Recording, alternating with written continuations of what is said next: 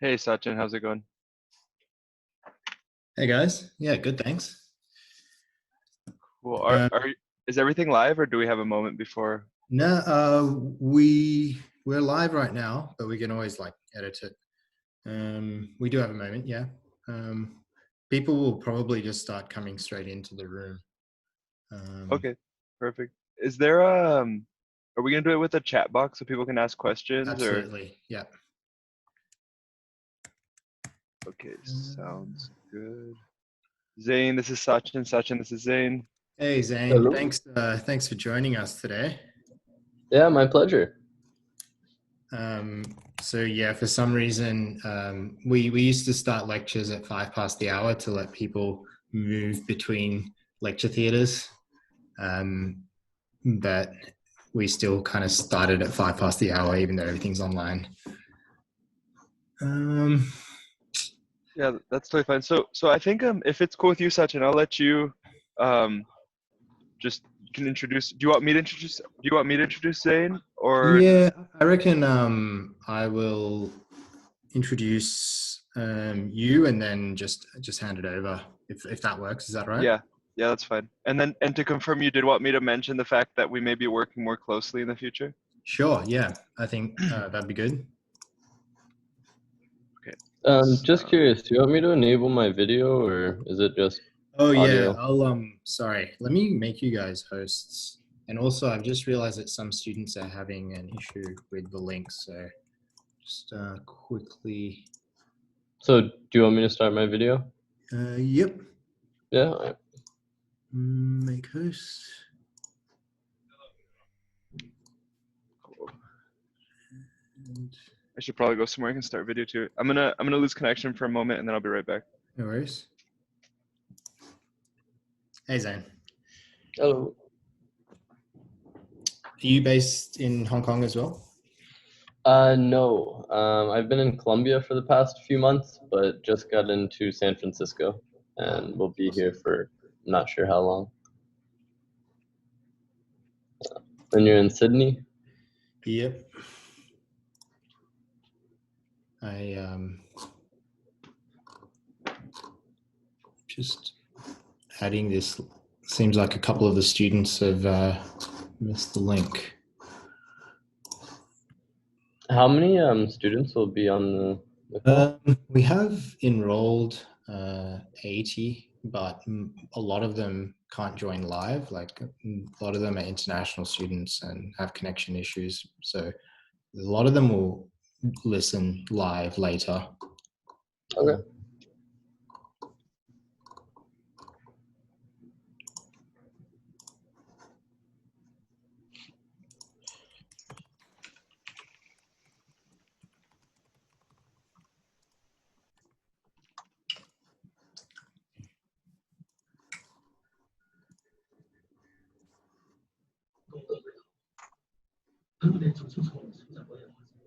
Hey guys.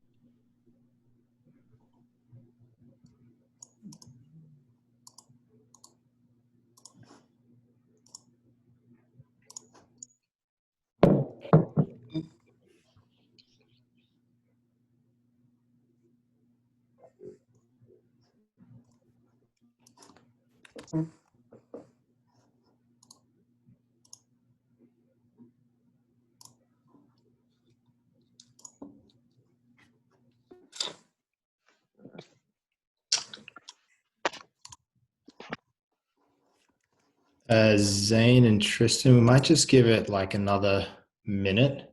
There was a bit of an issue with the link, so That's fine. just wait for a couple of the stragglers. No problem.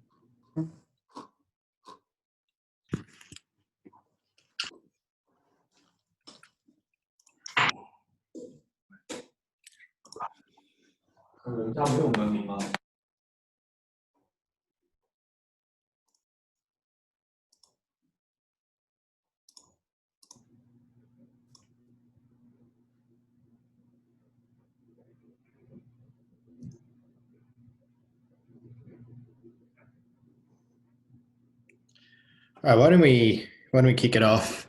So, welcome everybody, and so we've got Tristan and the team from FTX here. So, firstly, massive thanks for joining us, guys. It's a really busy time right now, and I can't imagine an exchange busier than FTX. They seem to be launching a new product literally every day. So there's a lot of really exciting stuff happening in the DeFi space, in crypto derivatives, and at FTX. And so we're going to hear a bit about that. And so I'm going to hand you over to Tristan, who's going to talk you through what we're going to be hearing about today. And Tristan, thanks again for making this happen. Yeah, of course. Hey, everyone. Glad to have you all here. Glad to be able to share a little bit more about the crypto space with all of you from the inside perspective. So today, the two guest lectures will be one from Zane Tackett here, and then one from Sam Trabucco. So Zane has been in the cryptocurrency space for multiple years now, has been around since, a little bit after the inception of some of the bigger businesses and has been involved with them. And I would say knows probably most of the big players. So he'll have some great history and stories to tell about all of that. And then afterwards, we'll have Sam Trabucco on, he's a quant trader here at Alameda Research. And he will give an overview of the crypto markets and of cryptocurrency trading in general and how maybe that differs from other asset classes and whatnot. And yeah, we're excited to see this collaboration happen. We're also gonna be working more closely potentially in the future with you guys and have FTX be an exchange where students can get a familiarity with cryptocurrencies. So that being said, I'll hand it off to Zane now. All right, great. Thanks for the introduction, and it's a pleasure to be speaking with everyone today. So as mentioned, I'll be giving you a little bit of background on the crypto space and the market infrastructure. So I got started in crypto in 2013. And then I worked for one of the largest Chinese exchanges, OKCoin, for about a year. I then joined the largest USD exchange, Bitfinex, for about 2 years, and then joined the trading side for 2.5 years at a market maker. And then at the end, joined FTX a couple months ago to help out with the exchange. So I've seen the market grow and change quite a bit over the last 7 years. And especially on the exchange side, it's crazy how much everything is grown up and matured. And so, yeah, I'll dive into a few different topics here. One will just be a little bit of background on how the exchange space has matured. One will be the rise of non-fiat exchanges, so exchanges that don't use any bank accounts. And then the other will be the rise of derivatives exchanges and replacing spot exchanges.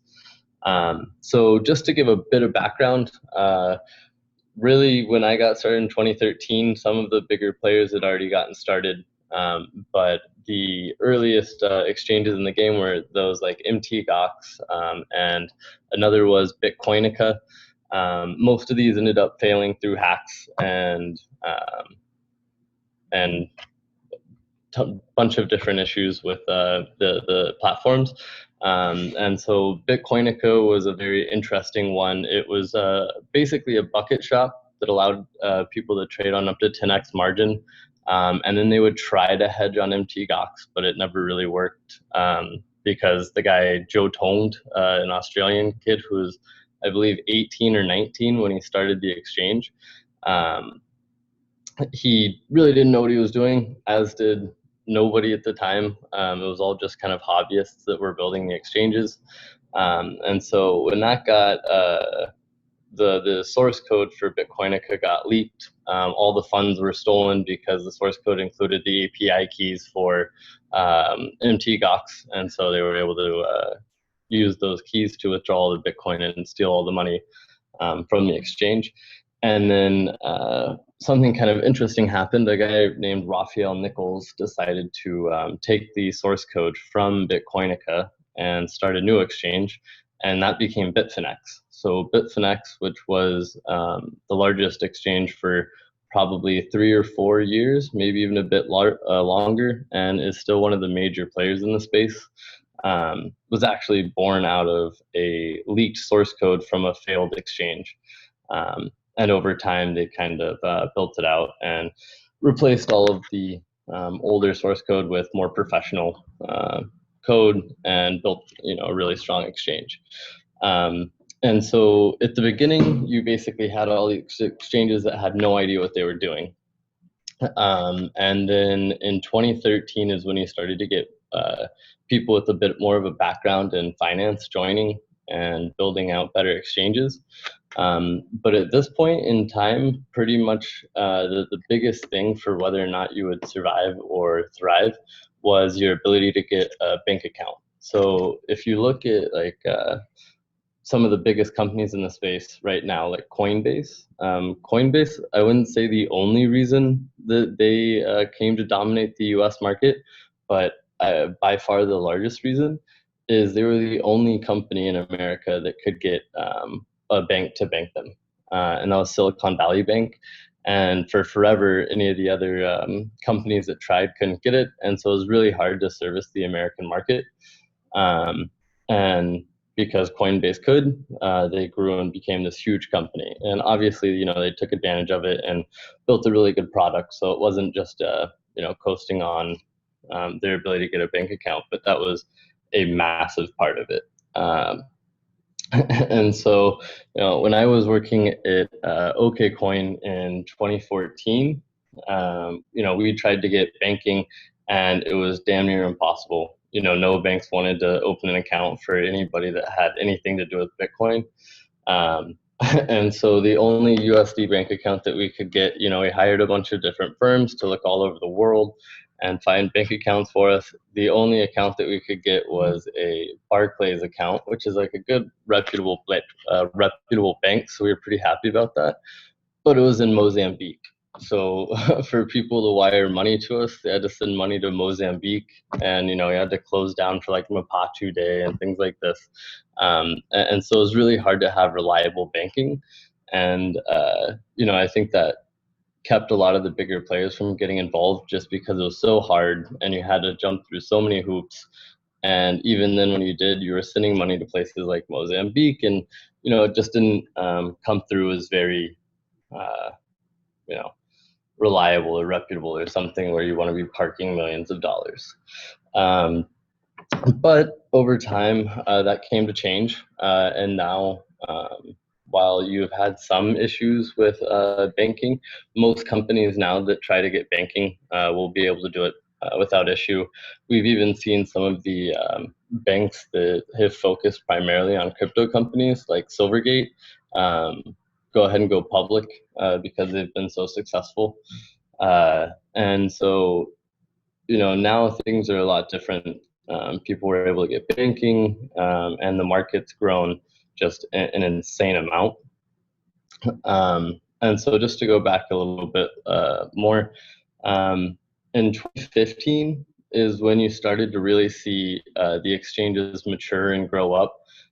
It's also when we saw the biggest issues from these exchanges because it's really hard to rewrite your trading engine, rewrite all your post-trade processing, rewrite all your pre-trade risk checks and things like this while you're actively running the exchange and having to put down the bugs or any issues that you're having just on a day-to-day basis. And so 2015, the market kind of went through a lot of growing pains, and on the backside of that, the exchanges came out much stronger. So like Bitfinex in 2016, 2017, pretty much were able to solve all their trading engine issues. Kraken struggled a lot through 2017, but they were able to get like a CTO of some of a major trading firm in the US to join them and help them. And so they were able to solve a lot of their issues. And now, when you look at the exchanges, the amount of trades that they're able to match per second, there's pretty much, there's very few trading engine issues. Now it's more around like pre-trade risk checks and things like that struggle. But, back when I got started, exchanges were struggling to match like 1,000 trades per second, whereas now a lot of the trading engines can match up to 1,000,000 trades per second. Like I said, there's some other things that limit how much you can actually push through it, like the pre-trade and post-trade checks. But just how much the exchanges have grown with their throughput is insane. So that's just a bit of background on kind of the growing pains that we've seen.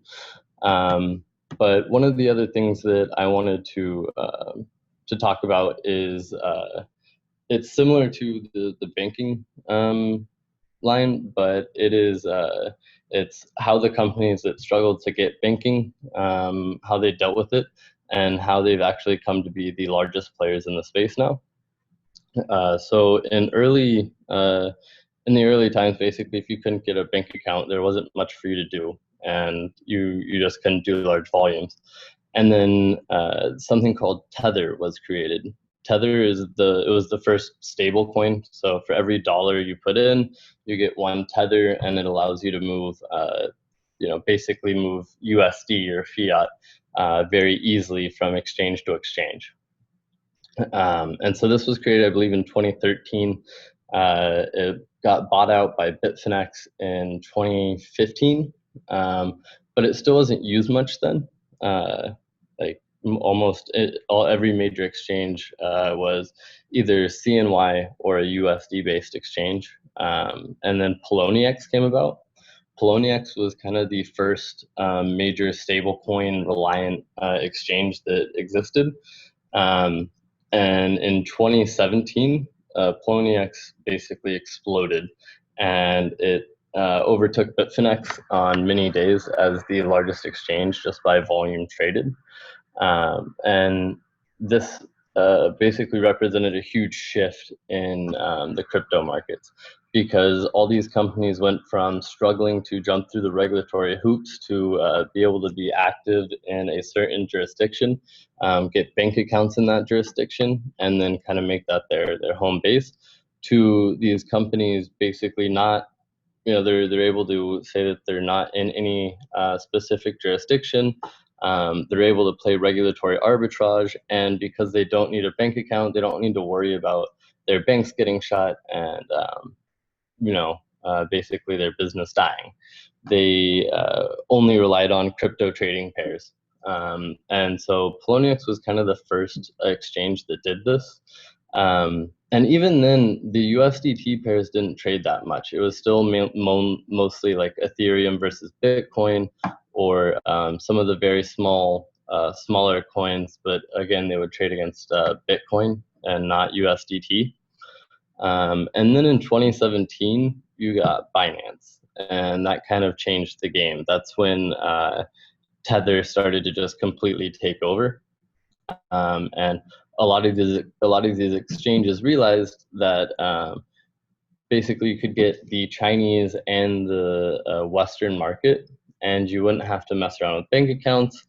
And because of this, you could grow quite a bit quicker, and it just made it a lot easier to run the company. And so we started to see a ton of exchanges in China and a ton of exchanges outside basically say, screw it, we're not going to mess around with fiat anymore. It's too much of a headache. We're just going to be trading Tether. And it was a huge success. So now if you look at the crypto markets, the most liquid trading pairs are all going to be trading against Tether. It's overtaken USD as the most liquid currency. And another thing that's kind of funny is that even within China, most of the Chinese exchanges, they're not like the most volume isn't happening on the CNY pairs like it used to. It's happening on the USDT pairs. They've had a lot of issues within China on just on allowing trading and on banking and everything like that. And so Tether ended up being a great second option for them, and they moved to that and have relied on that quite heavily, and it's gone very well for them. And so one thing that is kind of funny about this is that Bitfinex, when Bitfinex was the king, they did everything was on USD. This is 2015, 2016, 2017, and Bitfinex owns Tether, but Tether kind of gave Bitfinex the death knell because it moved all the liquidity away from USD markets and more towards Tether markets. And so it's kind of funny that their own product came to be one of the things that led to them kind of losing their top spot. And one of the other things, one of the other kind of major shifts that we've seen throughout the years in crypto, which has caused Bitfinex and kind of any of the other fiat or spot exchanges to fall off the top, is the switch to derivatives exchanges. So like when I got started in 2013, there weren't any futures, there weren't any options. The only way that you would trade is just on a spot market. So you want to buy Bitcoin with LTC or whatever, you do the trade and you hold the physical currency.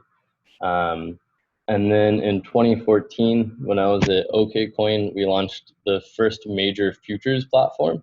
And it did quite well, but still didn't really take off that much. Spot still dominated. And so one of the big things with derivatives markets in comparison to a spot market is that it's much more capital efficient. So, let's say I do a trade with a client and I need to hedge that trade on an exchange. If I'm doing physical, basically I have to have, for $100 trade, I have to have $100 of physical currency on that exchange to be able to hedge out that trade. But if I'm trading derivatives, that's likely that they have at least 20x. When we launched, we had 20x leverage. Now FTX has 101x leverage. And so to hedge a $100 trade, I would only need to have, if I'm using 20x leverage, I'd only need to have $5 on the exchange. And so it's much more capital efficient. It allows for people to trade in much larger sizes, and it allows for a lot more liquidity than a physical spot market. And so in 2014, we launched our futures, and there were a lot of kind of issues that you have to get through when you look at futures trading in crypto. So in traditional markets, if I open a futures position and that position goes in the red and I lose more money than what's in the account, the exchange knows who I am. They have all my information. They when I sign up, I have to go through KYC, and so they can come after me and they will get that money back. But with crypto, you don't know who this person is. They probably just deposited Bitcoin. You might not have their KYC information. And so if their account loses more money than what they have in it, there's not really anything you can do. And so they had to find pretty innovative solutions for this. And throughout the years, a bunch of different things were tried. So one that the initial one that most exchanges went with is what's called socialized losses. And so what this means is that let's say that somebody gets liquidated and that liquidation order goes into the markets, it doesn't get filled, and as the market moves away from it, the exchange takes on a bigger and bigger loss. Basically, for every trade, there's two sides to it. There's a winner and the loser. Whoever wins, their money comes from the losing side. But on this instance, you have an open order that never got filled. And so basically the exchange is sitting there holding that. And as the market moves away, the exchange takes on a bigger and bigger loss. But the exchange is never going to eat that loss themselves. So what they had to do is they had to find a way to get it back from the users. So let's say, basically this open liquidation order was worth $100, and everybody on the everybody that made money on the exchange in total made $1,000. Then they would do a socialized loss of 10% and take 10% of the profits back from all the traders who are in profit, and then the exchange wouldn't eat the loss, right? They'd have all the money back from the people who made money. But the only issue with this, or not the only issue, but one of the major issues with this, is that futures is used to hedge, right? It's used to hedge my position. And so I might not be completely in profit here on this trade because I bought on the futures and I sold on the physical, or did an arbitrage play or whatever. And so I'm perfectly hedged out, and then all of a sudden you come back and you tell me, oh wait, no, on the side that you won, you were going to take 10% of profit from there. And so it made it a lot harder to hedge. And so basically you end up with just people speculating on it, which isn't necessarily an issue, but it makes it a lot harder to use the product. And another issue with this was that back in the day when you were trading crypto, let's say you opened a trade on Monday and you make $100, you close that position, you can actually get that money back to your account for a week. It took a week for them to go through the settlement, and then once everything was settled and they know that the exchange isn't holding any positions, then they're able to release the funds and people would actually be able to withdraw them. And so back in the day, things were kind of a pain in the ass to trade, to be honest. And the other thing is that these liquidations is that you can't just drop them on the market, because back in the day, there was almost no liquidity. There was very little liquidity in the markets. And so if somebody gets liquidated and you just put that right into the market, you get what's called cascades, where one liquidation triggers another, which triggers another, which triggers another. And basically the market just runs away. And you see these huge spikes. And so the exchanges can do that, because then, you can liquidate all the positions on the exchange if things get really crazy. And so instead of doing that, you have to do the limit orders, which, like I said, can cause huge losses. And so one of the ways that this was dealt with is BitMEX came out with an insurance fund. And so the way that this works is that anytime somebody is liquidated, you're liquidated, let's say, you're doing 10x leverage. You would need at least 10, if you're opening up $100 position, you need at least $10. And then when your maintenance margin gets down to 1.5% is usually when they'll trigger liquidation. So when that $10 that you have turns to 1.5, they liquidate you. But sometimes when they liquidate you, they're able to do it right at market prices. So they have money left over from that liquidation. Let's say they liquidate you at $1.5. Where does that $1.5 that's remaining go? They put it into the insurance fund. And then instead of taking money from the people that are in profit, they would go to the insurance fund first. And so this, for BitMEX, has worked phenomenally well. They've pretty much never had socialized losses, and their insurance fund right now, I believe, is worth about $400 million, which is a massive amount. I think they're pretty much safe from any event because of how large their insurance fund is. Like, it'd be very hard for that to blow up. But in the past, we have seen some pretty crazy events where things have gone. We've seen some huge socialized losses. Like in 2015, Huobi had a 49% socialized loss on Litecoin futures. So imagine you make a great trade, and then at the end they come back and they go, actually, we're going to take 50% of the profit from you. So you're traded now. The risks on that are insanely high. And so back in the day, that was like a legitimate issue where you would trade and then your profit would be taken back out.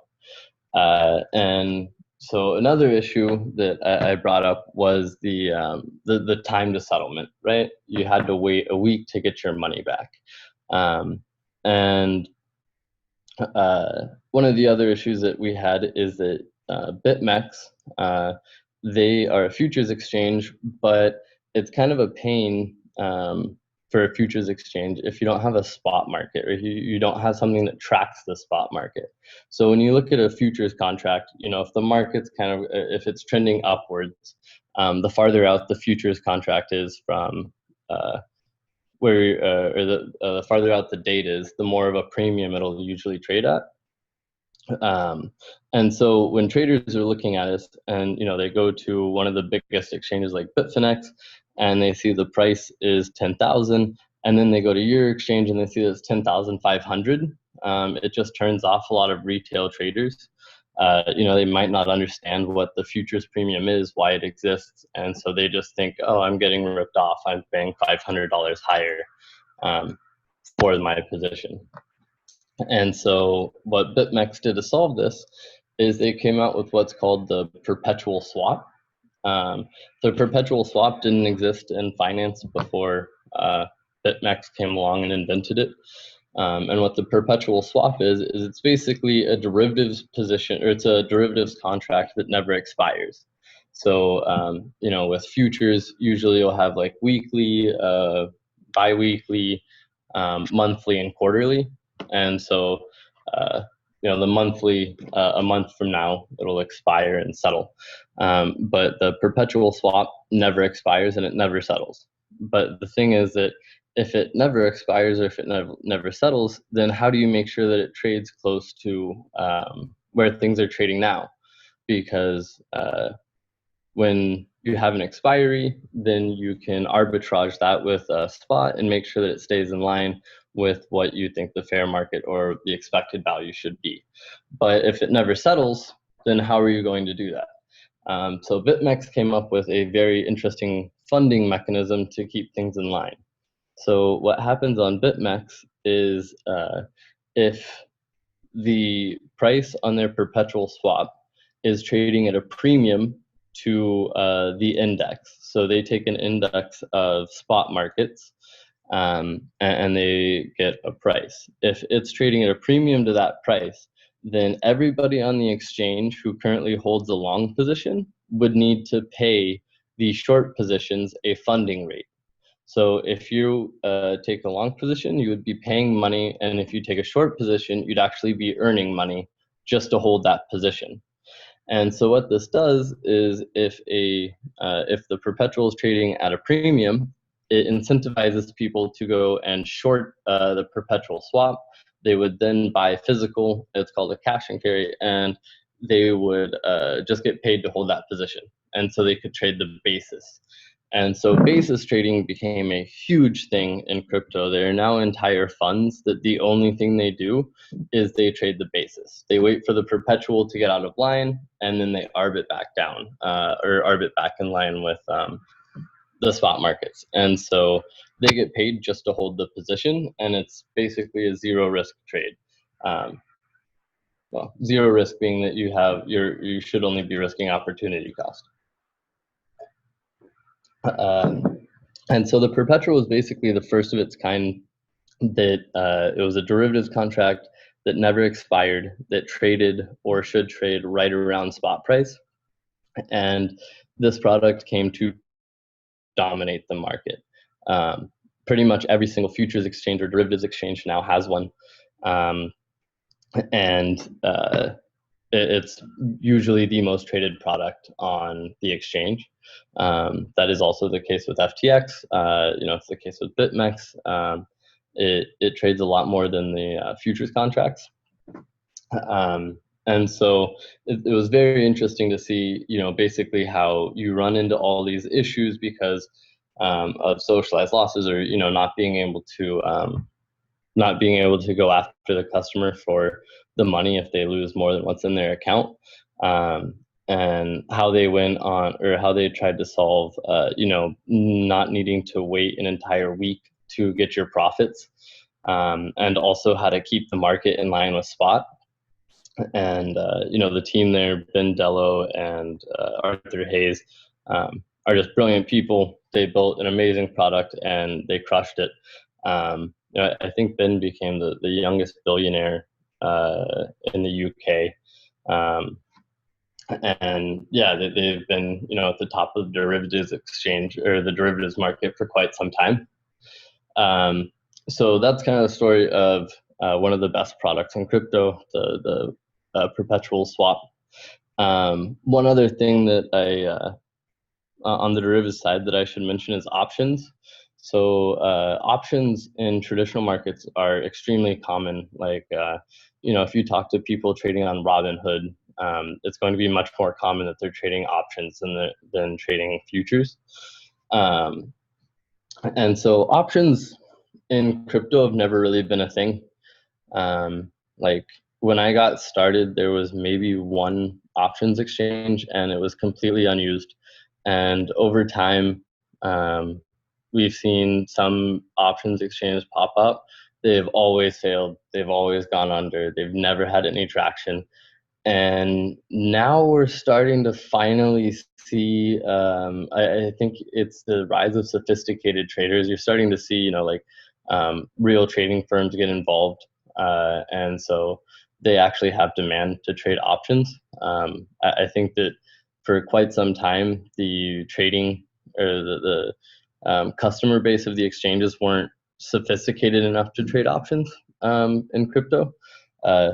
But that's slowly changing. And so now I think open interest in the options market is a little over 1 billion, which is way higher than it's ever been before. The options market's continuing to grow, but this is really the first time that we've ever seen that in crypto.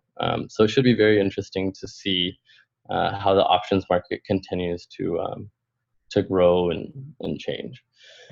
And the last thing that I wanted to discuss was the change of, or basically the battle in crypto of the regulated versus unregulated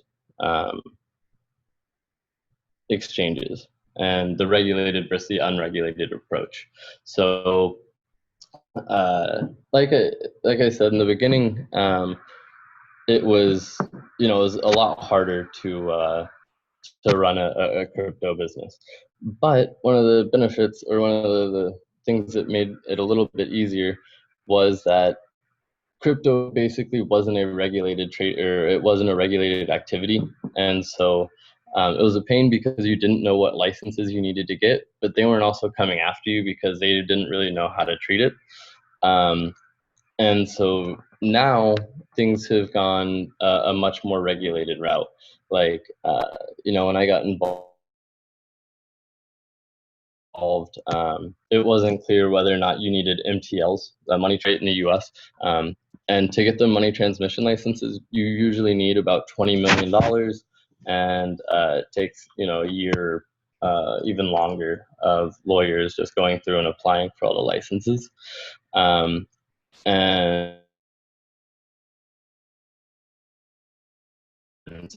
even then, New York, you need the BIT license, which is extremely onerous, and it's just an unbelievable headache. And so most people just don't trade with the New York market because of this. And so we've seen companies like Coinbase take the extremely cautious and regulated approach. They've gone state by state and they've gotten their MTLs. I think they have a broker-dealer license, if I'm not mistaken. And so they've always tried to take the very regulated approach. Then we've had other companies like Bitfinex that when these type of things came out, like when BitLicense was announced, they immediately came out and we were like, nope, we're just not going to trade in with people from your state. We're going to bar you guys from using our exchange. And then as things got worse and worse, Bitfinex cut off all Americans. So right now, most exchanges don't accept Americans. Like FTX, we have to have a local US exchange. They can't trade on the main FTX exchange. Binance is the same way. Binance booted off all Americans and started Binance US. Bitfinex booted off all Americans. And so we've seen companies take the very regulated approach, and then we've seen other companies play what's called regulatory arbitrage.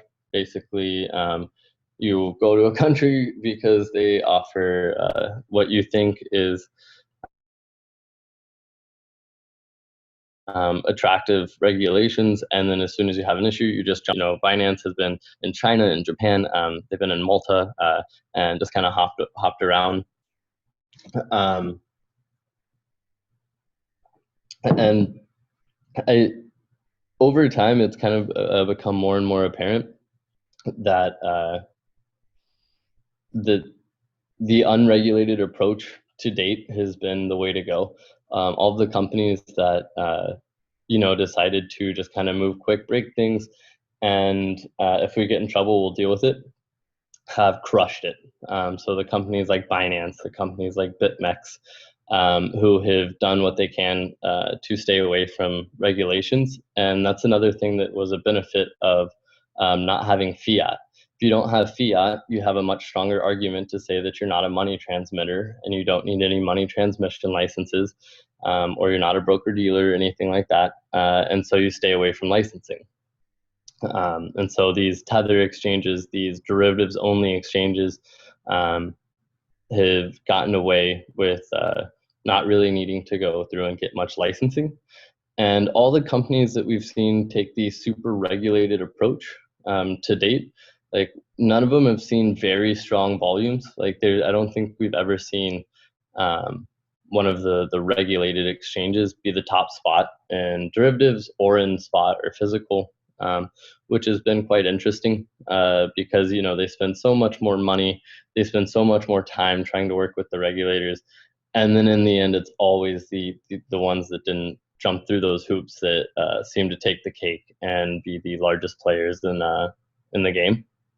So that's kind of it's been quite interesting to see that, especially because since I've been in 2013, people have continuously said like, oh well, you're gonna have to start playing by the rules, and you guys are gonna have to start. You're gonna get regulated by the CFTC or by the SEC, or somebody's gonna come after you, and it still just hasn't really been the case.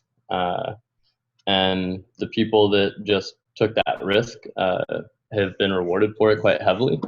But the one thing that has changed quite a bit is that CME, one of the largest derivatives exchanges in the traditional finance space, in winter of 2017, them and SIVO both launched futures contracts. And while at the start they didn't have a ton of volume, it's actually gotten to the point where on some days they're near the top in volume on the derivatives market. And I'm not gonna lie, I never saw that coming, just because of how much harder it is to get access to trade on the CME versus literally anybody can just go and create a BitMEX account, deposit Bitcoin, and get trading. And the fees are way lower, and it's just much more open.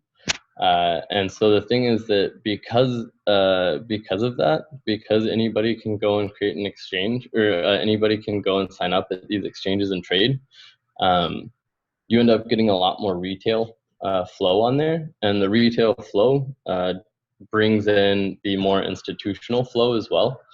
Whereas on the CME, you're only going to be getting institutional flow. You're not getting anybody just sitting in their mom's basement in China or in Australia or anywhere signing up to go trade at the CME. It's just way too hard. And so we've never seen that much activity there.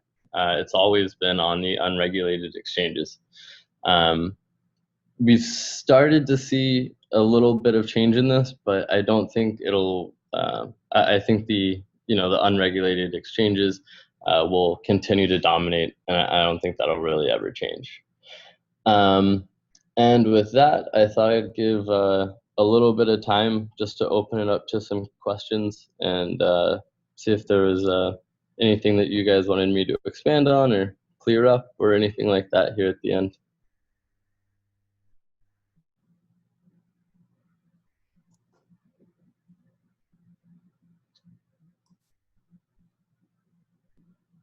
That was awesome. Thanks a lot, Zane. I've got a question for you. Yeah. So you mentioned the BitMEX insurance fund and the fact that that's about 400 mil now, and the amount of liquidity we see on that platform. How do platforms like FTX think about competing against a platform that has an insurance fund like that? Like, how do you, I guess, attract larger players that may feel more comfortable with the fact that there's this huge insurance fund? So one way is by handling liquidations in a different manner. So if you look at the amount of liquidations that occur on an exchange like BitMEX or Binance versus an exchange like FTX, we're a tiny fraction comparatively. And there's a few different reasons for that. We're much more flexible on collateral. So with BitMEX, you can only have BTC.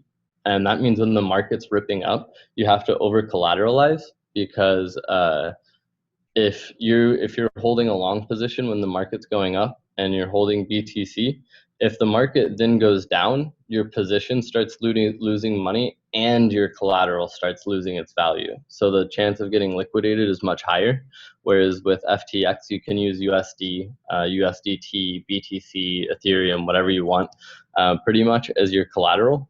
And so it makes it much easier to avoid liquidations.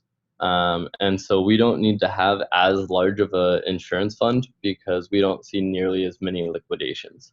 And I don't think we've ever really had any drawdowns that have gotten close to depleting it or anything like that. So it's never been an issue. Awesome. Yeah. There was one other thing that you mentioned is, how do you just tackle the liquidity problem? And that's a little bit harder just because liquidity is such a chicken and egg issue. It's like you need liquidity to bring people to come on and trade because people don't want to trade where there's no liquidity. And so how do you get that initial liquidity to get people to come and trade on the platform? Luckily, FTX was started by a team that is a very successful market maker. And so we kind of were able to bootstrap the exchange with extremely deep liquidity to start because we had such a good market maker providing liquidity on the exchange. And luckily that kind of kicked things off for us. And that's what got us that initial liquidity. And right now if you look at a lot of the different liquidity monitors, like CryptoWatch has one, FTX is the most liquid exchange.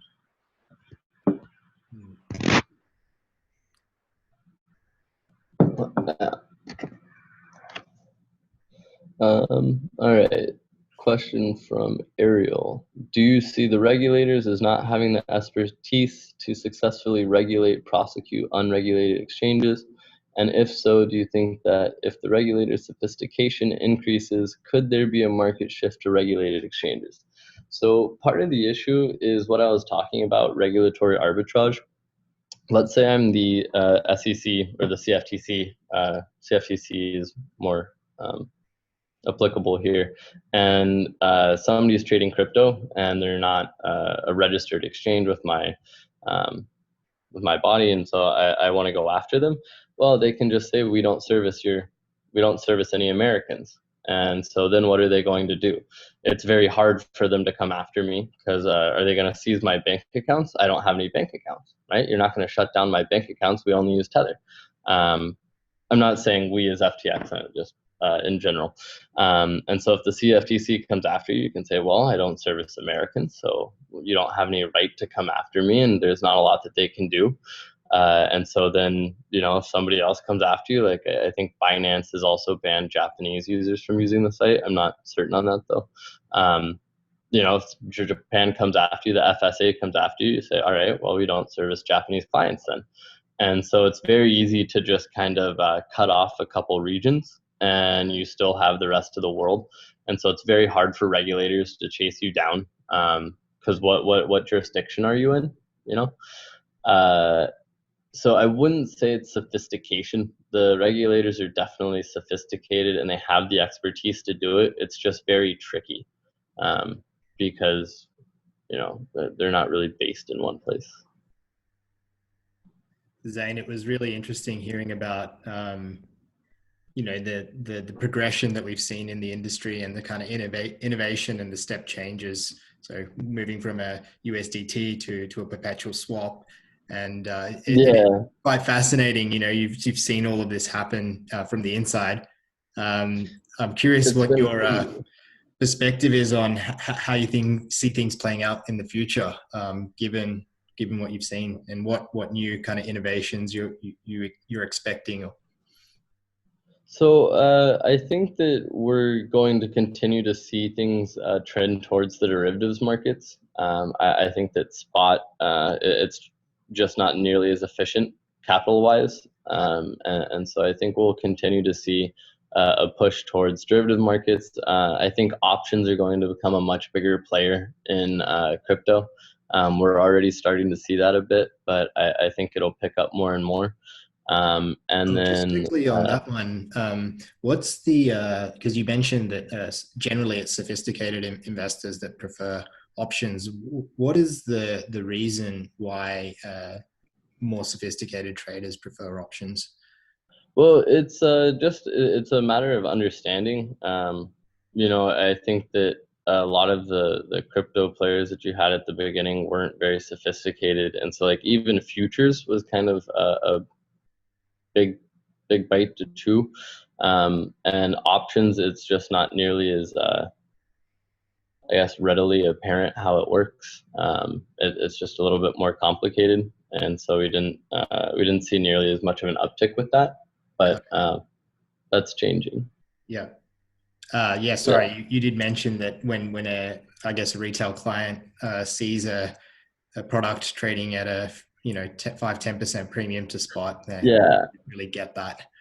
Well, and then with options, you kind of have two different prices, right? Like you have your strike price, and then you have the actual value of the option that you're trading. So it's kind of weird for somebody to be like, wait, why is this option to buy Bitcoin at 9,500 trading at $2,000 or whatever?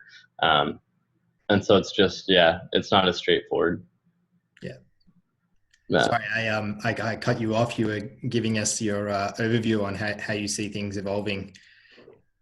Yeah, and so I also just think that in general, the unregulated exchanges, or maybe not unregulated, but the ones that aren't tied to any certain locale or any jurisdiction are going to continue to thrive.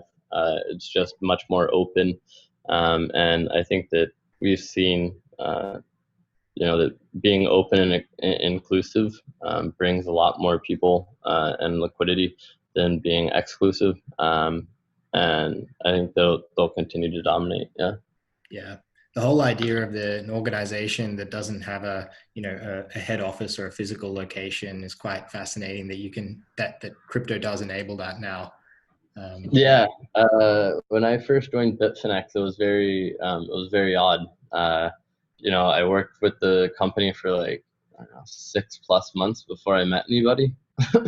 So and I was like, all right, well, I'm excited to start this job. Where am I moving? And they're like, I don't know, wherever you want. We don't have an office for you to go to, so work from wherever you want.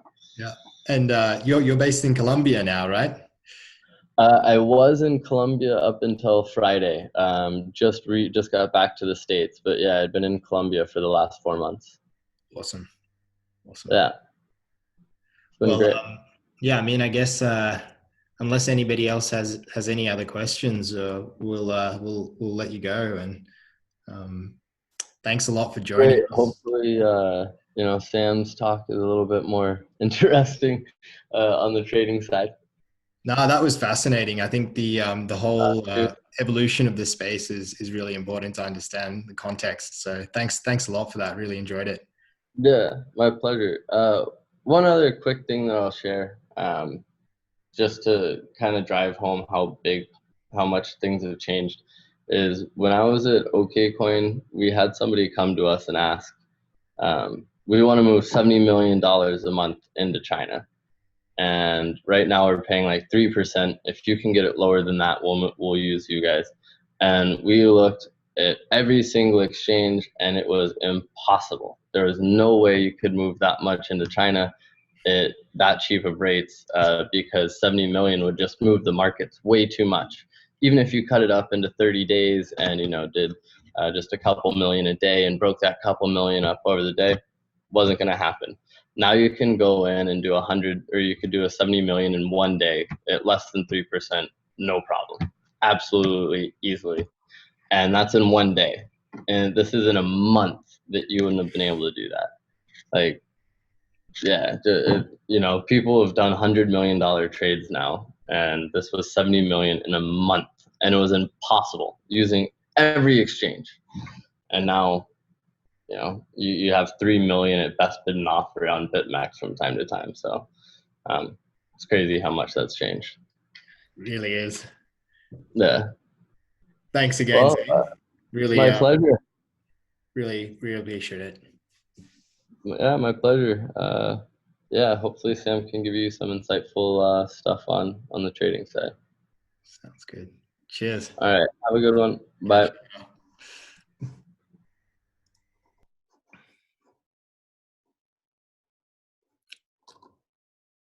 Are you on mute, Tristan?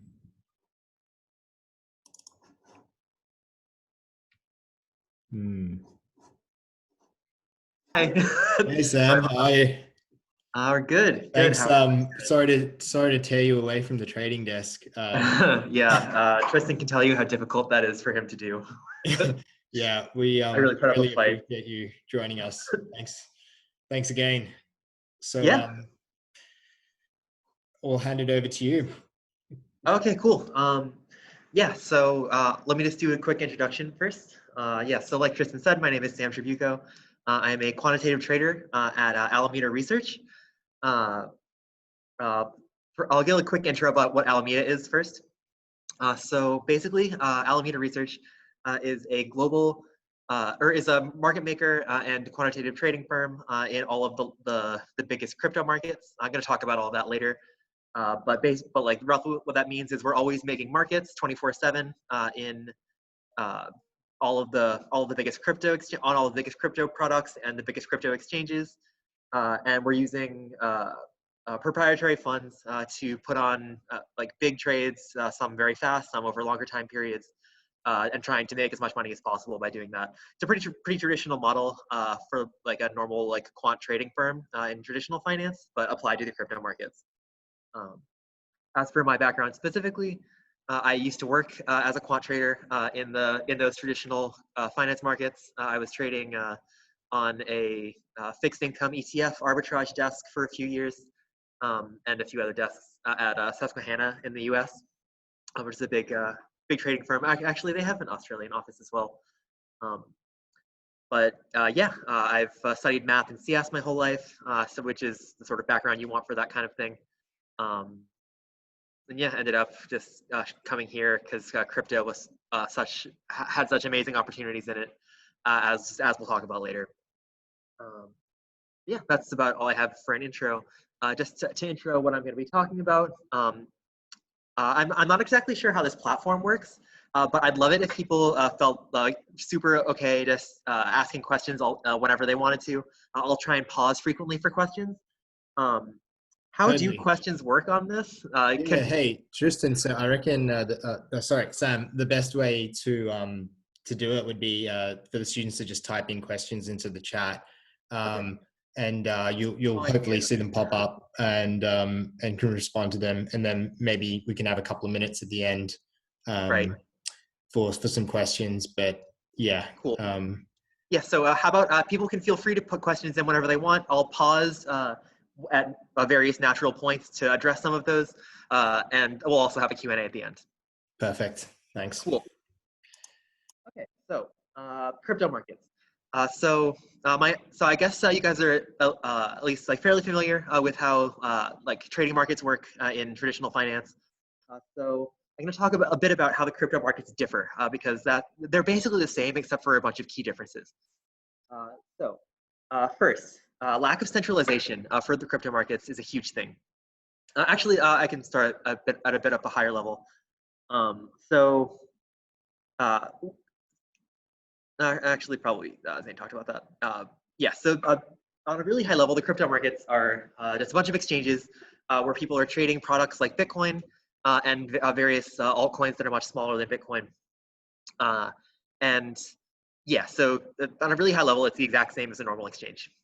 There's spot exchanges, meaning that you literally send in either like, for instance, Bitcoins or other coins or dollars or yen or whatever fiat exchange, fiat currency you're using, and just trade fiat for crypto or crypto for crypto.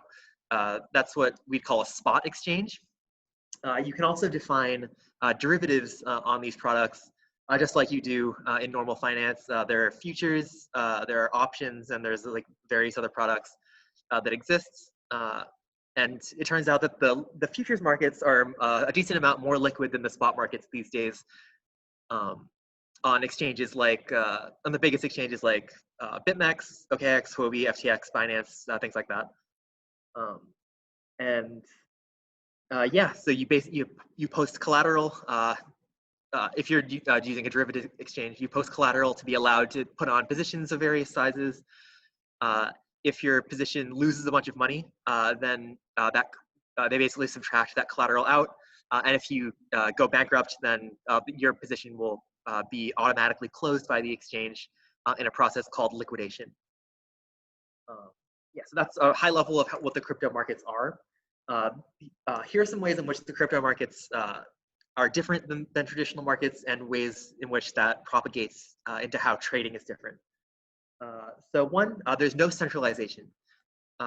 So in traditional finance, like all the exchanges, while they are like operating somewhat independently of each other, there are various elements of centralization that allow traders to certain advantages and conveniences that they wouldn't have otherwise. For instance, there's no so prime brokerage is something that's quite popular in traditional finance. It allows, for instance, a given trading firm to have an account with one prime broker, and a lot of the considerations like, oh, like, where is my capital? Is it on this exchange or this exchange? If it's on exchange A and I want to make a trade on exchange B, how can I do that? The prime broker will typically handle considerations like that, and like, because they have a relationship with every exchange. That's not true in crypto. In crypto, if you have capital on exchange A, but you want to make a trade on exchange B, you just can't. You have to move the capital, which depending on what you're doing, what kind of transfer it is, can take hours or even days in some cases. And so capital allocation is a significantly bigger consideration for a firm like ours that is doing a ton of trading on dozens of exchanges across dozens of products. And that's something that like on a firm level, you tend to have to think about that in traditional finance. And if you're like if like the amounts of money you're talking about get like gigantic relative to the amount of money you're managing overall, then like it becomes a consideration, but it's a very micro level consideration in crypto, and it's something that we think about all the time. Another thing that's related but different about the crypto markets is, I alluded to it a second ago, but the amount of time that it takes to move money. So again, because of the prime brokers, moving money is essentially instant in traditional finance. In crypto, Bitcoin, I'd say, probably takes on average around like half an hour to an hour to move between two places. Other cryptocurrencies are similar, but a big factor here is moving fiat between two exchanges. Fiat meaning, like, for us, it's usually USD. You need the banks to be open in order to do that, which wouldn't be a big concern if the markets were only open during business hours. But we maintain a 24/7 operation, as do most firms like us, and having only 40 hours per week when you're allowed to move a lot of your money around tends to be quite constraining, and allows certain trading opportunities to arise, which we'll talk about later. Another related difference is how little regulation exists in the crypto markets. There are many regulated exchanges, especially the ones that do allow fiat transfers They'll tend to be regulated by the U.S. and other jurisdictions. But a lot of the derivatives exchanges basically are not regulated by any governmental body in any real way. And this has various effects. For instance, there's a practice called spoofing, which is quite prevalent in the crypto markets. What this means is that someone will place, for instance, a giant bid on an order book without having any plans to trade on that bid. And their goal is just to drive the price of Bitcoin up so that they can maybe sell it higher than they would be able to otherwise. And this is super illegal in all the normal regulated markets, but it happens all the time in crypto, and there's a bunch of stuff like that. And one other difference I would note is that the exchanges and like the trading opportunities in crypto tend to have latency on the order of like between tens of milliseconds and like minutes in some cases, meaning that like when things get really busy, sometimes like an exchange's orders will only update like once a second, and you only have to be able to get your systems like to be able to update and make trades on fairly high timescales. That's not true if you're doing quantitative trading in traditional finance. The latency tends to be on the order of at most milliseconds, usually a decent amount lower. Yeah, that's a pretty relevant factor in how the crypto markets differ as well. Yeah, that's an overview of how the crypto markets are different from traditional markets on a fairly high level. Before I move on, does anyone have any questions about that?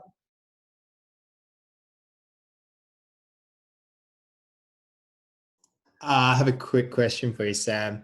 Yeah. So you mentioned that you were drawn into crypto because you believed that there were a lot more opportunities relative to traditional finance as a trader. Yes.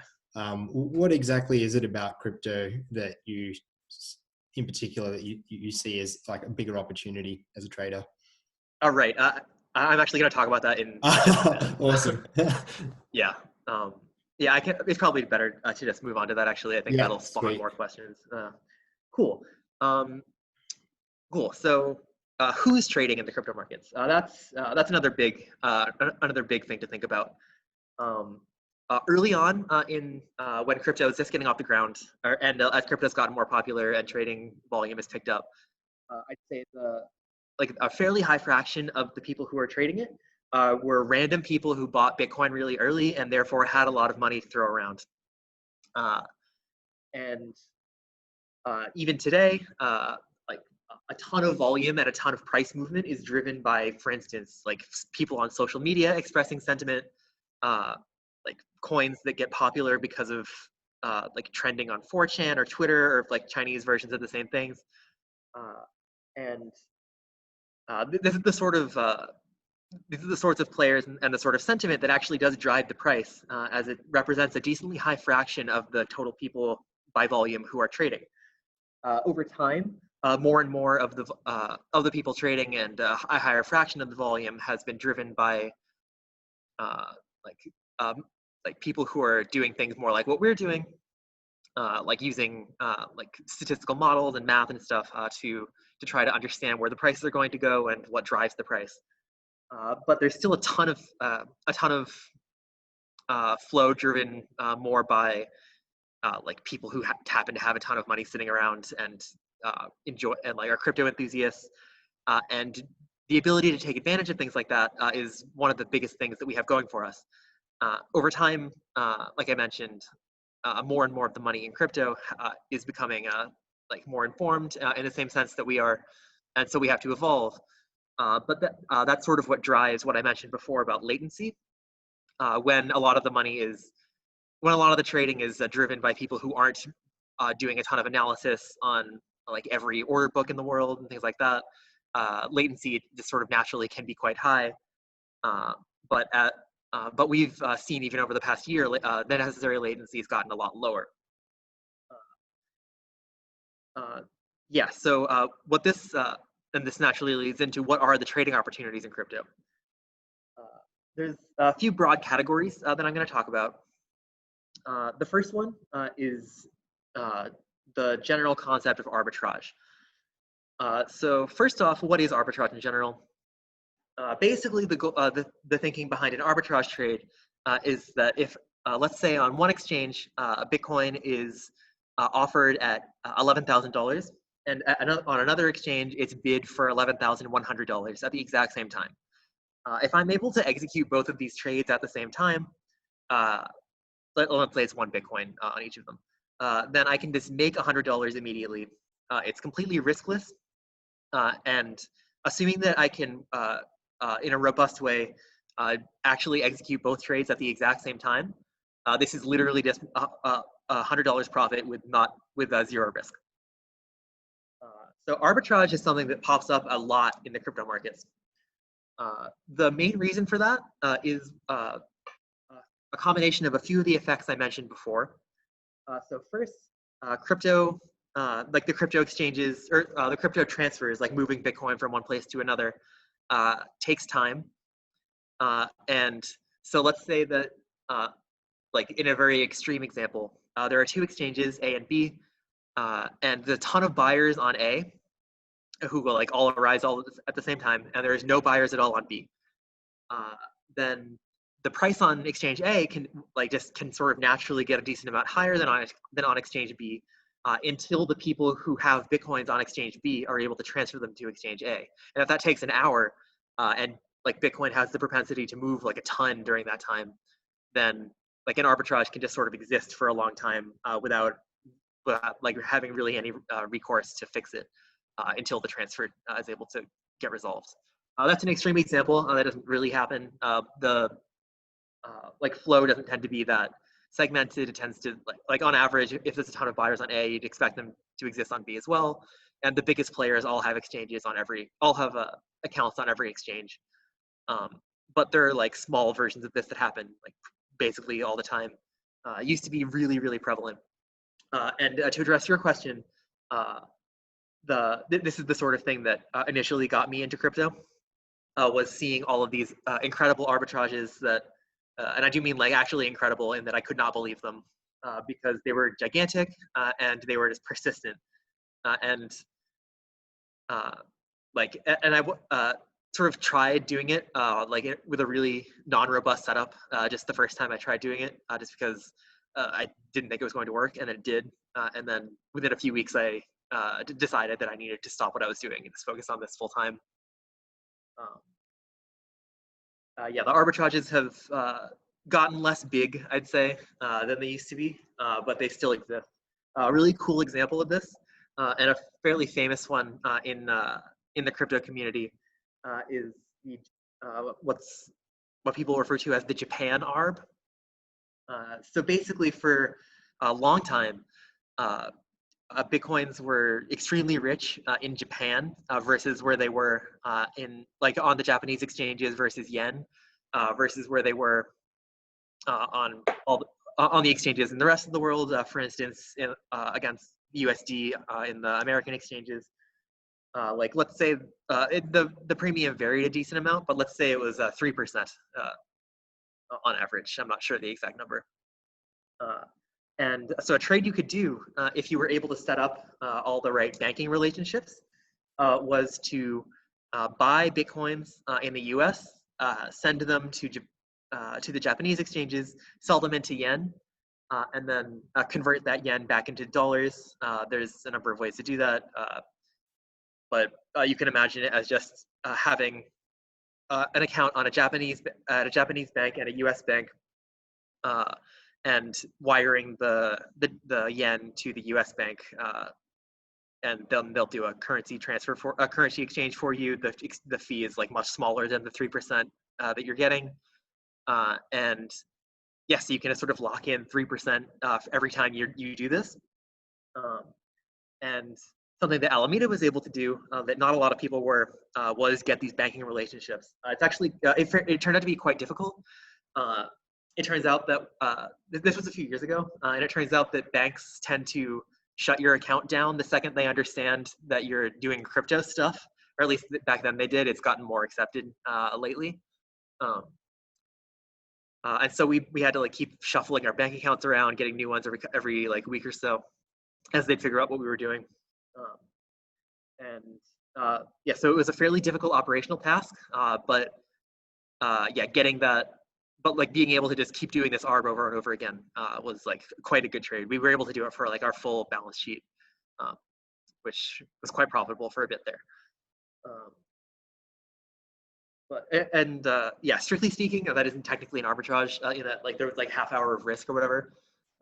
But there are various ways you can hedge it if you want to. You have to pay a small amount to hedge it. Like for instance, when we buy it on the US exchanges, you can also like short futures on Bitcoin and then reverse that when you get out of it. That can make the trade more like literally riskless if you feel like, but a half hour of risk is like probably not worth paying to do that twice, because you have to like pay exchange fees and cross the spread and stuff. But yeah, that's a bit of a sidetrack. Yeah, so that's arbitrage. If anyone has any questions about arbitrage, again, you can put it in the chat and I'll address it when I see it. Cool. A second category of trades that we do that is really related to arbitrage is spread trades. So what that means is you'll be putting on a trade that is quite hedged, but not quite riskless, but which has a lot of expected value for like various reasons. So what's an example of that? So I mentioned that the derivatives markets in crypto are quite popular, and futures in particular are the most popular of those derivatives. So yeah, futures work the exact same way as they do normally in crypto.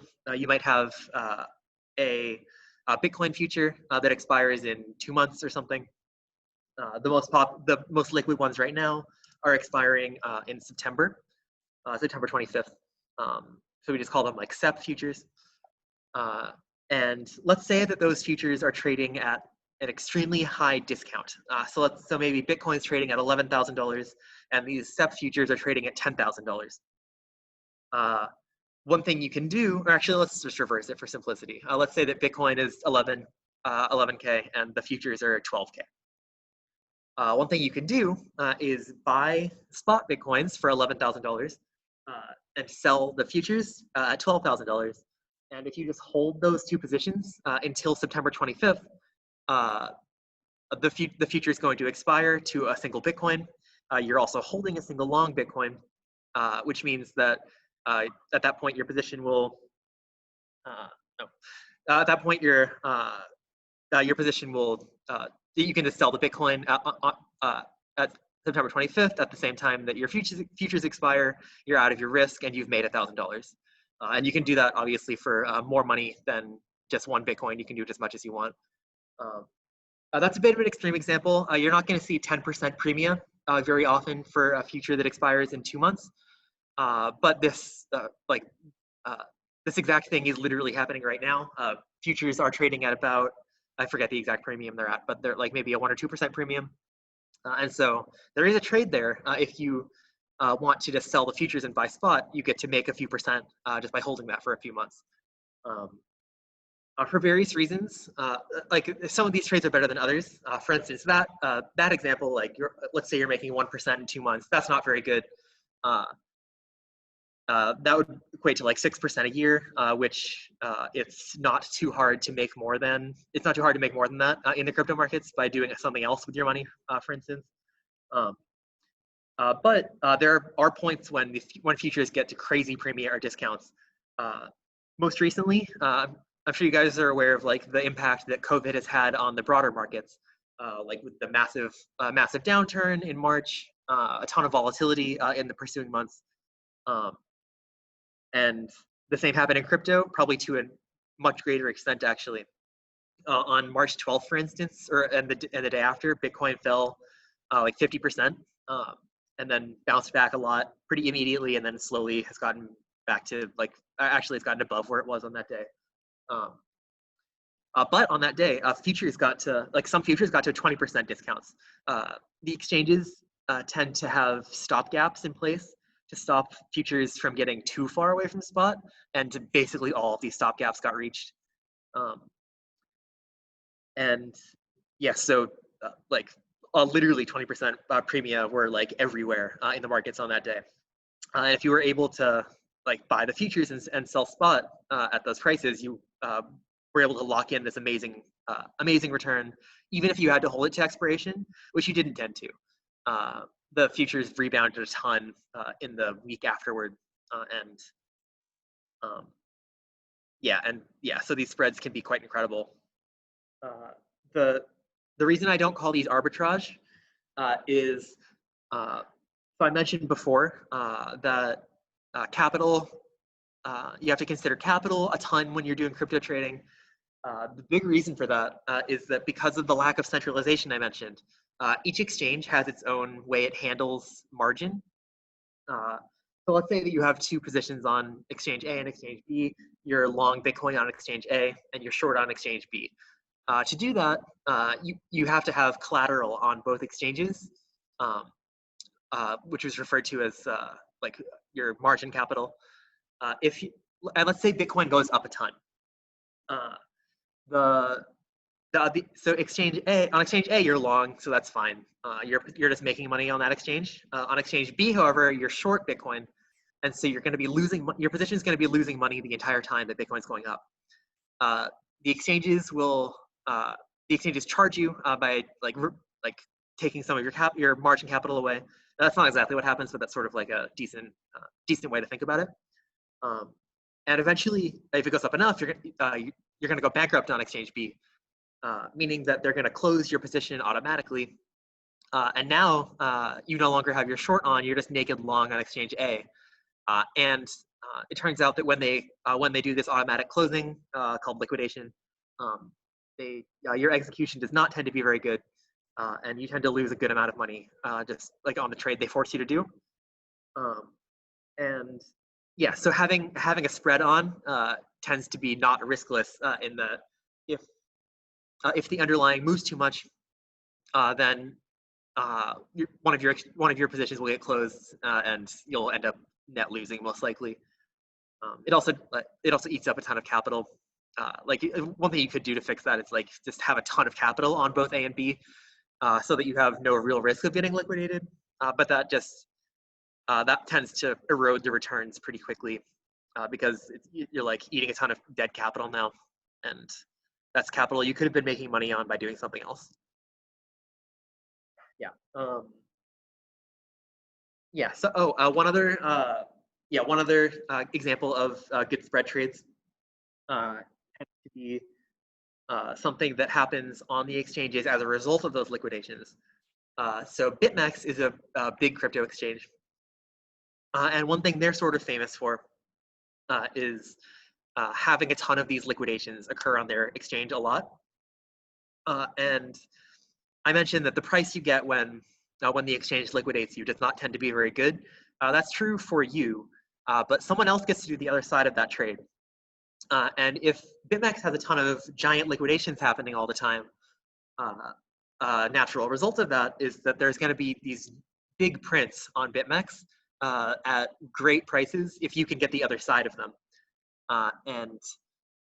So a great trade you can do, and one that Alameda tries to do a lot, is get the other side of these sort of crazy-looking trades that happen as a result of liquidations, and then immediately trade the other side somewhere else. So, for instance, let's say that some huge long position was getting liquidated on BitMEX.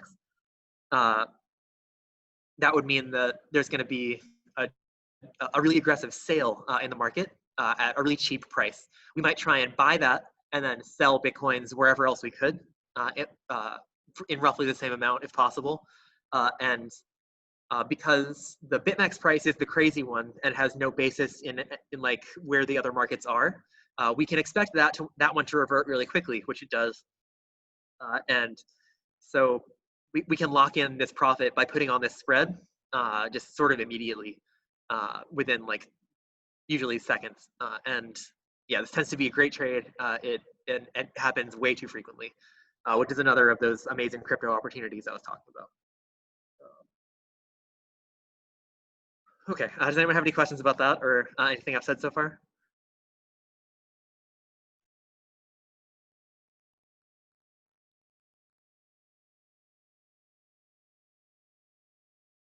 Okay, cool.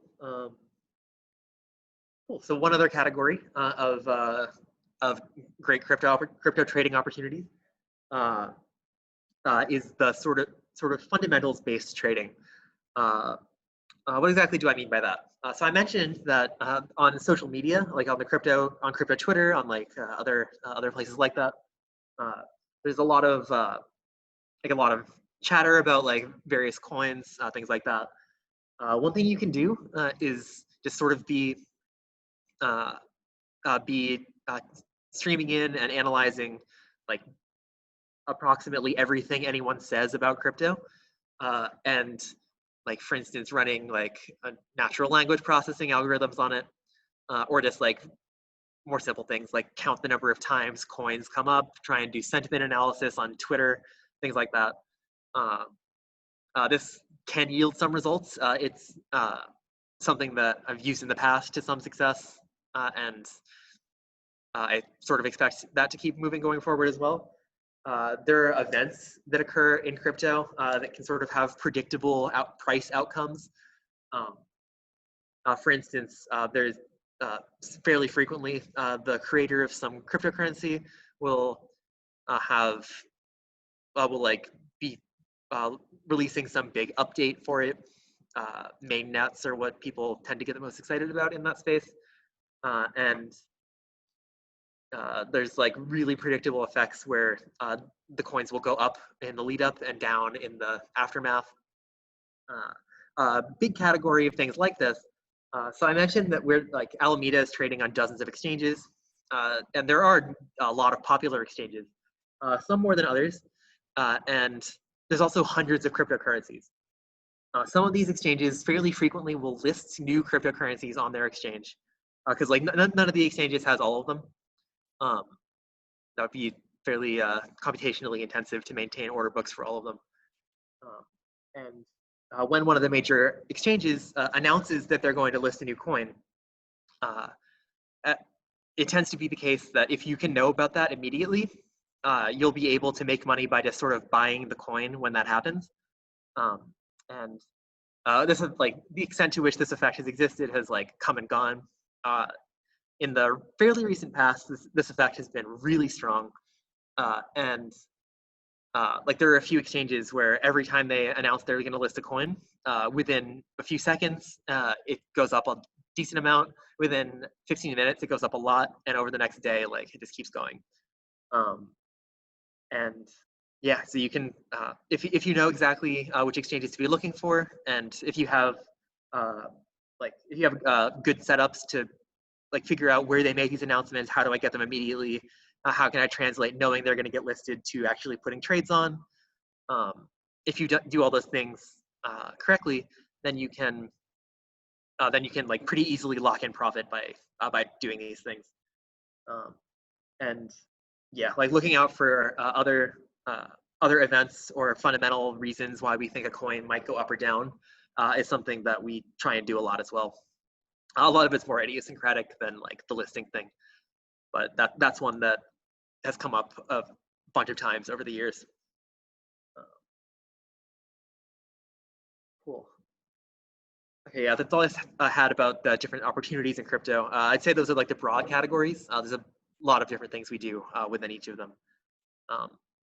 Before I move on, any questions? Or it seems like we can probably just save questions at the end. I'm not really sure what the best format is. I'm almost done talking, and we can move to the Q&A after that.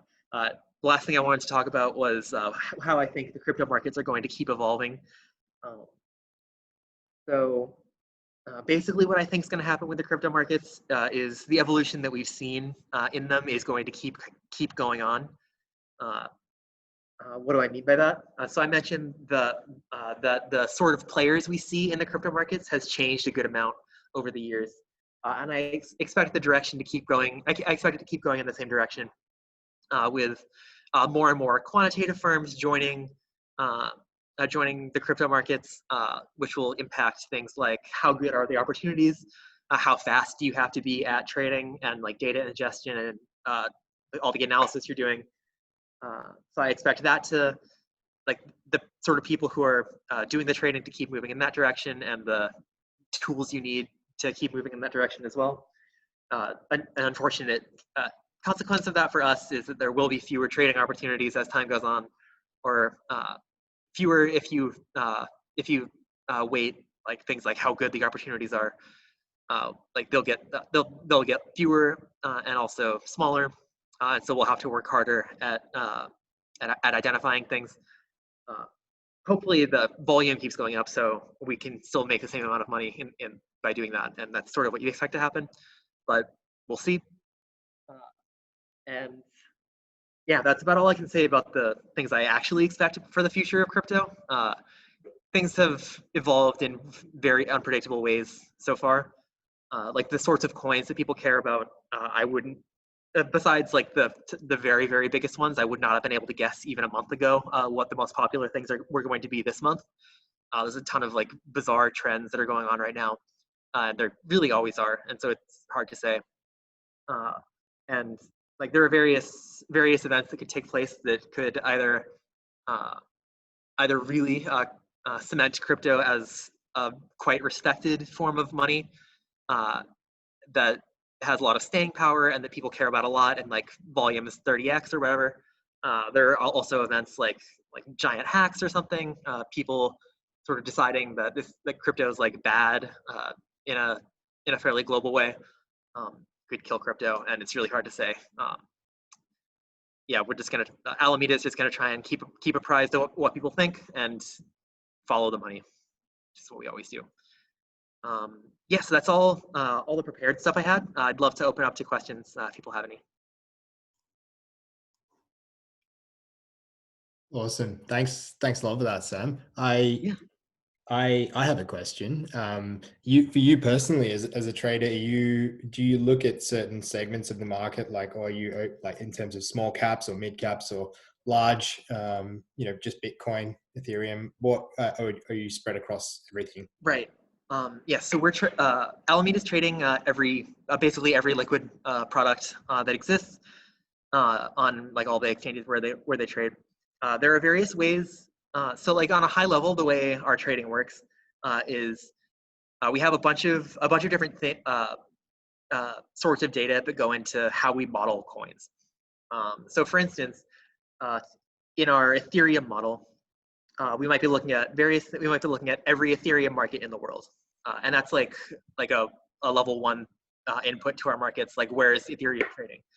But we might like have done some study that indicates, when Bitcoin moves, Ethereum also moves like a second later, and so we might also put this is how we have to encode Bitcoin moves into our Ethereum model, and that's the sort of thing we do for every coin and different relationships they have to each other. So for instance, one thing we might do is the small cap coins, when one of them moves a lot, the others tend to move as well. And maybe all the coins that are really popular in Korea have a relationship like that. And yeah, so we might we might put them into each other's models in ways like that. And if they're really correlated to each other, we might and we're really long one coin in let's use the Korea basket again as an example. If we're really long one coin popular in Korea, but we think they're all correlated, we might, in order to hedge that position, we might get short some others that are popular in Korea. And yeah, so different coins definitely do have relationships to each other. And if we believe that two coins are really correlated, we might take advantage of that in our models in various ways. Yep. But So, I wouldn't say we have a focus in particular. We're focused on whatever's the most popular and wherever we think the money is. yeah. And so if one of these kind of correlations is working, you would imagine over time that would probably stop working. But I mean, is there something that you've seen in the market that for a long time you would be I can't believe that this is still working? Yeah. So there are very I mentioned BitMEX is an exchange with a ton of liquidations. It turns out that using there's predicting liquidations on BitMEX and because they publish when they're about to print something, that's a liquidation order, and it turns out that if you just analyze that, you can like predict really short-term price movements really well. You really shouldn't be able to still do that. Like people, this should have gotten more efficient by now. So that's one example of something that's like sort of crazy that it still works. There's some things like what you mentioned as well. But I mean, there are relationships like what you mentioned that still exist and have for a while, but it's not that you wouldn't expect them to. Like, let's use the Korea thing as an example. If there's a bunch of coins that are popular in Korea and one of them goes up and the others go up, that could like just be explained by like, oh, like Korean appetite for crypto risk went up. One of the coins went up, and that's a signal that Korean appetite for crypto risk went up. And so that means we can expect everything else that's popular in Korea to go up. And so it's not like it's crazy that that relationship would still exist. There are some things you do expect to become more efficient over time. And I'd say that for these relationships that still exist, a way in which they've changed is that they've gotten faster. So maybe like we'll see one of them go up, and then it used to be the case that the others would go up in an hour, and now they go up in a minute. And so that's something that we have seen happen. But yeah, the actual like correlations, I think, tend to exist for fundamental reasons that we shouldn't expect to go away. Thanks. Cool. Looks like there are some other questions in the chat that I can knock out. Can everyone see these, or should I read them out loud? Do you want me to read them out for you? Maybe if that's helpful. Okay, sure. So Sanjan is asking, when platforms introduce new cryptocurrencies, what usually determines whether or not there will be strong market demand for them? Yeah, that's a good question. I'd say there's a few factors. One, did there already exist strong demand for them? So a common case where an exchange will list a coin is like their customers are all clamoring for it, or like there's like a ton of sentiment online that that this coin is quite popular. For instance, there's a class of the crypto market referred to as like DeFi, which is decentralized finance. All the coins in that are aiming to do something in DeFi have been really popular for the past month or so. And something that FTX has been doing in response to that is just listing DeFi coins because it's what the market wants. And so that's so like what the sentiment was before tends to be a good indicator. Another thing is how much, to what extent was this product offered anywhere before this exchange listing? So, so in some cases, a coin might only be offered on like really low volume exchanges that no one's on, or really no exchanges potentially. Maybe it's only been offered like by the company before, and then an exchange is the first one to ever list it. If it's really popular and people want to trade it, then for its first listing, there tends to be a lot of market demand, just because it shifts. That's just a supply demand thing. Before there was no supply and lots of demand. Now there's some supply, so like the demand is able to be sated finally. One other factor that determines whether there's going to be a lot of desire for the product is sort of a meta thing where the market sort of expects listings on certain exchanges to be quite popular. And if I know nothing else about a coin except, oh, like whenever a coin lists on FTX, it gets it goes up a lot, I might just want to buy it when it lists on FTX. I'm not saying that's like a real thing. We've seen it a bit, but that's the sort of effect that can exist. I've got a question here from Ariel. I might rephrase it a little bit, but could you perhaps discuss? Are you able to discuss Alameda's performance in relative or absolute terms, or what kind of returns you guys are looking at? Sure. I probably shouldn't go into exact numbers here, but I'd say that one way in which we think about this. So all of us come from traditional finance backgrounds, and we've all opted to be in this market as opposed to anything else. So I'd say that if we were getting returns anywhere that weren't like fairly decently above what we feel we could get in normal markets, we wouldn't be doing this.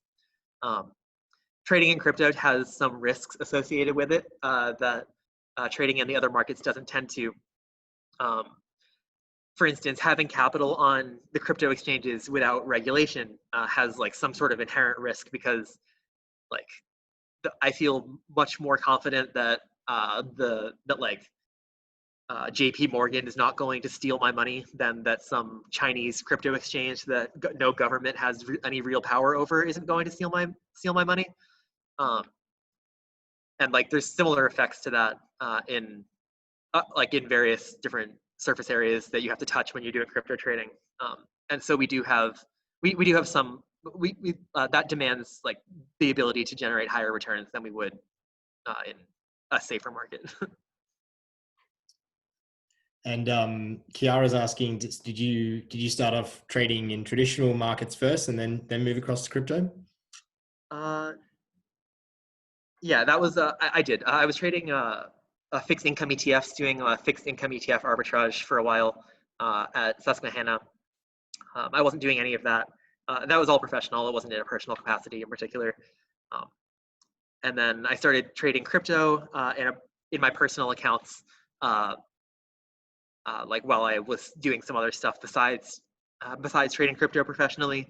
And then I ended up joining Alameda a bit after that. Yeah, not sure if that answers the question, but yeah. Any other questions, guys?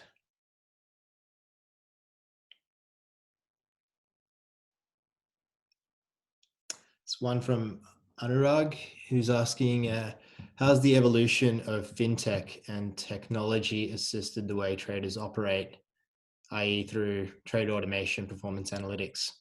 Oh, sure. Yeah, I'd say in a pretty fundamental ways, it's shifted how trading works. I don't know to what extent I can speak to this from personal experience, because I've never really been a part of any trading desk that wasn't basically all automated. But yeah, virtually all of our trades are done in an automated fashion. Even when our trading tends to happen for one of two reasons. One, we have a bunch of bots that are executing various algorithms, like taking in all this market data and deciding and like trying to predict which trades are good and which are bad. And so like that's a ton of our trading, and that's obviously all automated. Even when I decide, oh, like I think we should buy this product, sell this one, whatever, and I want to just put that trade on, I won't actually like place an order manually or anything. I can encode to some other bot that I want to do this, and like the bot will do that in the most efficient way possible. And yeah, so it's almost just hard to imagine trading without any of this technology. Yeah. Awesome. Well, I think we'll leave it there, Sam.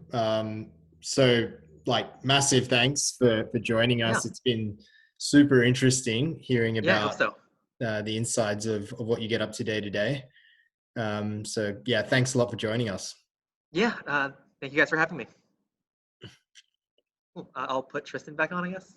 Cool. I don't know. Yeah, sure. I'll just say a quick thanks to Tristan as well. Tristan, we all good? Thanks so much for organizing this. It's been a pleasure, and yeah, we're looking forward to more collaboration in the future. Yeah, let's keep in touch, and all of you guys that listened in today, feel free to send emails in and stuff with questions. Thanks, Tristan. Okay, bye guys. Thank you. Catch you later. Bye.